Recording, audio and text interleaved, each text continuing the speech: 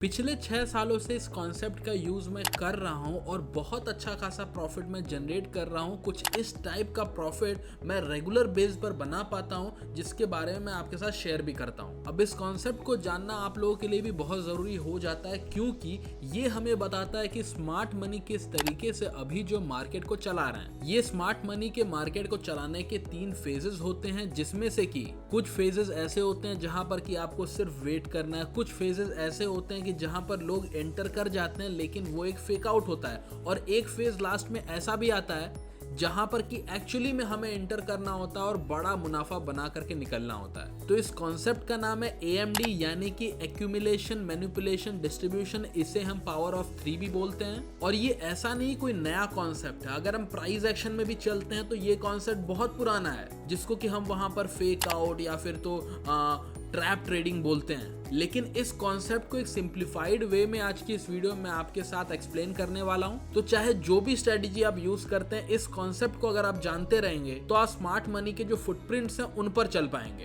तो चार्ट पर आते हैं और देखते हैं कि आखिर ये जो AMD कॉन्सेप्ट या फिर पावर ऑफ 3 होता क्या है। तो पहले तो मार्केट जो यहाँ पर एक साइड वे डायरेक्शन में चलता है, और आप अगर देखेंगे तो मार्केट यहाँ पर जो है इक्वल हाइज बनाता है, इक्वल लोज बनाता है। और हम आपको हमेशा बोलते हैं कि नहीं, साइड वेज जब भी मार्केट चलता है तो वहां पर आपको ट्रेड नहीं लेना है, क्योंकि बहुत बार ऐसा होता है कि मार्केट वहां पर आपको ट्रैप करता है और कोई जो है एग्जैक्ट डायरेक्शन नहीं मिलती। इस वजह से लोगों का हमेशा जो यहाँ पर लॉस होता है। इस टाइम पर रिटेलर को लगता है कि मार्केट अभी के टाइम में बोरिंग है, लेकिन एक्चुअली में जो बड़े बड़े इंस्टीट्यूशंस होते हैं धीरे धीरे करते हुए अपनी जो पोजीशन है उसको बिल्ड करते हैं। तो इस फेज को हम लोग बोलेंगे एक्यूमुलेशन। अब दूसरे फेज पर चलते हैं। दूसरे फेज को हम बोलते हैं मैनिपुलेशन। मैनिपुलेशन, जैसे कि आप नाम से ही समझ रहे हैं, यहाँ पर मार्केट जो है प्राइसेस को मैनिपुलेट करता है और कहीं ना कहीं रिटेलर्स को भी मैनिपुलेट करता है। और वहां पर जो ट्रैप बहुत ज्यादा होते हैं। इसमें लोग जो यहाँ पर फेक मूव्स की वजह से अपने स्टॉप लॉस को यहाँ पर गवाते हैं या फिर गलत एंट्री ले लेते हैं। जैसे आपने यहाँ पर प्राइस एक्शन में देखा हो कि एक फेक आउट हो गया। तो फेक आउट में बेसिकली होता क्या है कि मान लीजिए मार्केट को यहाँ पर इवेंचुअली जो ऊपर जाना है, ठीक है ना, मार्केट यहाँ पर जो अपवर्ड डायरेक्शन में मूव करने वाला है। तो स्मार्ट मनी क्या करते हैं कि पहले थोड़ा सा मार्केट को ना इस तरीके से यहाँ पर देखिए नीचे लेकर के जाते हैं, ठीक है ना, नीचे लेकर के जाते हैं और उसके बाद यहाँ पर जो ऊपर लेकर के जाते हैं। मतलब कि एक बार यहाँ पर फेक आउट करने के बाद जो उनका रियल मूव होता है उसको यहाँ पर जो है जितने भी इंस्टीट्यूशन होते हैं वो दिखाते हैं। तो यहाँ पर जो ये फेक आउट हुआ है, इसी को हम बोलते हैं यहाँ पर मैनिपुलेशन। अब होता क्या है कि जो रिटेल ट्रेडर्स होते हैं वो इस पॉइंट पर देखिए यहाँ पर सपोर्ट और रेजिस्टेंस को ड्रॉ करते हैं, यहाँ पर लो पर और यहाँ पर हाई पर। और उनको लगता है कि यहाँ पर जो सपोर्ट लेवल था ये ब्रेकआउट हो गया है, और ब्रेकआउट के बाद लोग यहाँ पर सोचते हैं कि इसके बाद प्राइस जो और नीचे जा सकता है, तो वो अपना स्टॉप लॉस यहाँ पर लगाते हैं और यहाँ पर अपना जो टारगेट सेट करते हैं। और मार्केट थोड़ा सा नीचे जाता भी है, लेकिन उसके बाद ऊपर चला जाता है और उनका स्टॉप लॉस हिट हो जाता है। तो इस मूव को इसीलिए हम यहाँ पर जो मैनिपुलेशन कहते हैं, जहां पर कि इंस्टीट्यूशंस क्या करते हैं कि वहां पर लिक्विडिटी ग्रैब करते हैं। होता एक्चुअली में ये है कि एक ब्रेकआउट नीचे की तरफ होता है तो लोग यहाँ पर सेलिंग की पोजीशन को ओपन करते हैं। तो पोजीशन ज्यादा ओपन हो गई, इसका मतलब कि ज्यादा लिक्विडिटी बन गई और ऊपर उनके यहाँ पर SL रहते हैं। मार्केट को थोड़ा सा नीचे ले जाने के बाद जो है, क्योंकि यहाँ पर रिटेलर सेल करते हैं, तो यहाँ पर इंस्टीट्यूशन जो है बाय कर लेते हैं। उनको बड़ा ऑर्डर भी मिल जाता है और ऊपर जो लिक्विडिटी मिल जाती है, वो जो प्राइस को ऊपर ले आते हैं, सभी के SL यहाँ पर हिट कर जाते हैं। तो इंस्टीट्यूशंस पैसा कमाते हैं और रिटेलर्स जो लॉस कर लेते हैं। तो इस वाले फेज को हम सिंपल बोलते हैं मैनिपुलेशन। अब जैसे ही हमें यहाँ पर मार्केट में मैनिपुलेशन दिखता है, उसके बाद जो रियल मूव होती है मार्केट की वो देखने को मिलता है। इसी मूव को हम कहते हैं डिस्ट्रीब्यूशन। और यही वो पॉइंट है जहां पर कि हमें भी ट्रेड करना है, यानी कि हमें हमेशा जो है डिस्ट्रीब्यूशन किस साइड हो रही है उस साइड में ट्रेड लेना होता है। और जब हम ये वाले एंट्री को ग्रैब करते हैं तो यहाँ पर अपना SL रखने के बाद अपने टारगेट को बड़ा कर सकते हैं और हमें यहीं पर जो है 1:3, 1:4 के रेशियो में यहाँ पर ट्रेड्स मिलते हैं। अब इसमें ट्रेड्स कैसे लेने हैं, क्या यहाँ पर हिडन स्ट्रेटजी होती है, उस पर आते हैं। लेकिन आपको सबसे पहले ये समझना है कि ये 3 जो यहाँ पर फेजेस हैं, ये देखने में बहुत ही आसान लगते हैं, लेकिन मार्केट में जब आप जाते हैं तो बहुत ही कठिन लगते हैं। तो अब हम जो चार्ट पर आकर के इसके बारे में और डिटेल वे में समझते हैं। चलिए, तो हम यहाँ पर जो चार्ट पर आ चुके हैं और आपके सामने है ये वाला पॉइंट जहां पर कि मार्केट जो एक साइड वे डायरेक्शन हमें देखने को मिल रहा है कि नहीं, मार्केट जो साइड वेज में चल रहा है। लो इसका देखिए यहाँ पर है और मार्केट जो ऊपर से नीचे आया हुआ है। अब इस पॉइंट पर जो मार्केट बोरिंग हो गया है, लेकिन स्मार्ट मनी यहाँ पर धीरे धीरे करते हुए अपनी पोजीशंस को बिल्ड कर रहा है। अब इसके बाद अगर हम प्राइस को आगे देखते हैं तो देखने को हमें मिलता है कि ये वाला जो लो था वो पूरी तरीके से जो ब्रेक हो चुका है।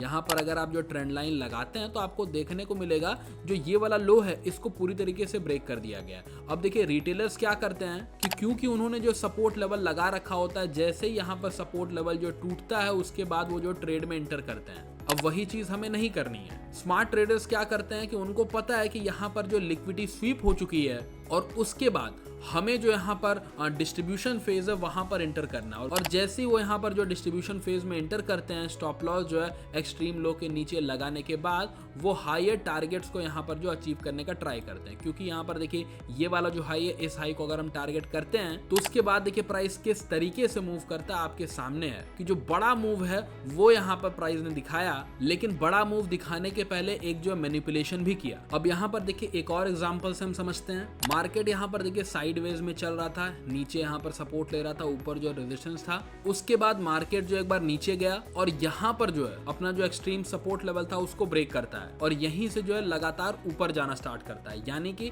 पहले यहाँ पर जो एक्यूमुलेशन हुआ, उसके बाद मैनिपुलेशन हुआ, उसके बाद जब डिस्ट्रीब्यूशन हुआ तो इस पॉइंट पर हम यहाँ पर जो एंटर करेंगे एक्सट्रीम लो के नीचे अपना जो स्टॉप लॉस रखने के बाद टारगेट कर सकते हैं यहाँ पर 1:3, 1:4 और आपके सामने है जो बड़े बड़े मूव्स हैं वो यहाँ पर डिस्ट्रीब्यूशन फेज में ही आए हैं। सिर्फ लॉन्ग ट्रेड के एग्जांपल्स को नहीं समझते, एक बार शॉर्ट ट्रेड्स के भी एग्जांपल को हम समझ लेते हैं। इसको अपने माइंड में बिल्कुल जो बैठा लीजिएगा, ये किसी भी स्ट्रेटेजी के साथ काम करेगा।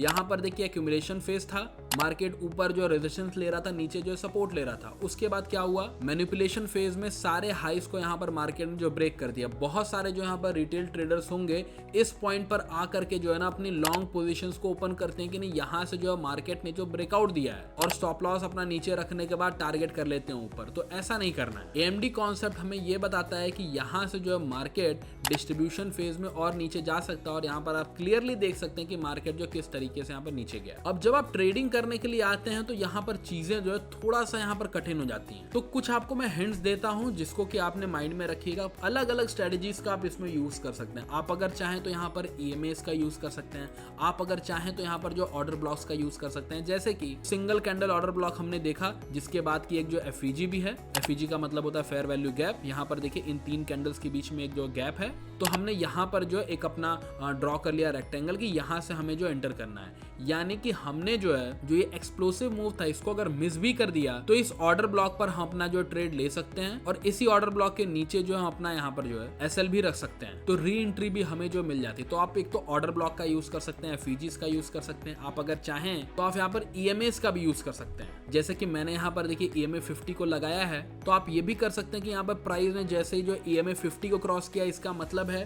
कि कहीं ना कहीं ट्रेंड चेंज हो रहा है, तो आप यहाँ से भी एंटर कर सकते हैं। क्योंकि आपको पता है कि ऑलरेडी एक्यूमुलेशन भी हो चुका है, मैनिपुलेशन भी हो चुका है, तो अब जो डिस्ट्रीब्यूशन में हम हायर टारगेट को जो चेस कर सकते हैं। तो ऐसा नहीं कि AMD सिर्फ एक स्ट्रेटजी है, ये एक कॉन्सेप्ट है जिसका यूज आप अलग अलग स्ट्रेटजी में जो कर सकते हैं। अब मैं किस तरीके से ट्रेड करता हूँ, किस तरीके से अपनी कम्युनिटी के साथ मिल करके ये सारी स्ट्रेटजीज लगा करके कुछ ऐसे प्रॉफिट जनरेट करता हूँ, ये जानने के लिए आप हमारा टेलीग्राम चैनल ज्वाइन कर सकते हैं, जिसकी लिंक आपको डिस्क्रिप्शन बॉक्स में मिल जाएगी। और ये जो सारे कॉन्सेप्ट है मैं ट्राई करूंगा अपने यूट्यूब चैनल पर जो है ऐसे वीडियोस के माध्यम से पोस्ट करने का, जिससे कि आप भी सीख पाएं और आप भी जो है बिना किसी पर डिपेंड हुए अपनी जो है यहाँ पर इंडिपेंडेंट ट्रेडिंग कर पाएं। तो चैनल को सब्सक्राइब कर सकते हैं, बेल आइकन पर क्लिक कर दीजिएगा ताकि आने वाली वीडियोस की नोटिफिकेशन आपको मिलती रहे। तो मिलता हूँ नए वीडियो में एक इंटरेस्टिंग टॉपिक के साथ, तब तक के लिए बाय बाय।